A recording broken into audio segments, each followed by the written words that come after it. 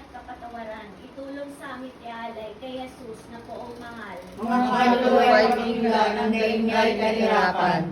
At kami gaganti naman ngayon at sa huling buhay na di naman naliliban.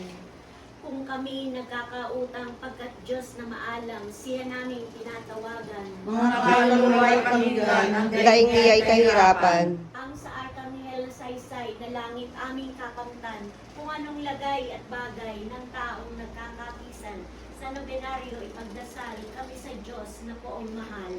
Mga kaluluwa'y pakinggan ang daingniya'y kahirapan. Maweng Diyos at maalam dinggin ang panambitan. Mga kaluluwa'y pakinggan ang daingniya'y kahirapan. Katabit ang isang Yesus ko na sa pagsasang katauhan ay inibigong ikaw ay panganak. Tumulo ang iyong mahalagang dugo sa Kaya ayaw ko malamig siya tumayo. Tapos na ang dasal, ang 40 days. Chika-chika muna. Salamat po sa inyo.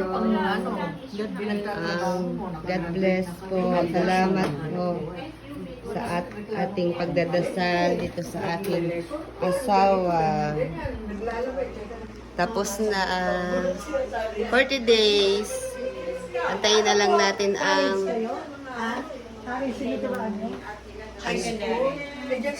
antayin na lang. Parang nawawalan ng parang hindi na effective as teacher. Estudyante mo raw si Tess? Ay, kasi mga kapatid Yan, niya. taga Santa Ana kasi ito eh. Sa tahanan. Tara na, lalamig na ang pagkain. Lalamig na ang pagkain. In the Father, the Son, In the name of the Father, the Son, the Holy Spirit. Amen. bless us, O Lord, And this thy gift which we are about to receive from this bounty, through Christ our Lord. Amen. In the name of the Father, the Son, the Holy Spirit. Amen. Yan po ang aking pagkain. Kain na po. Sick.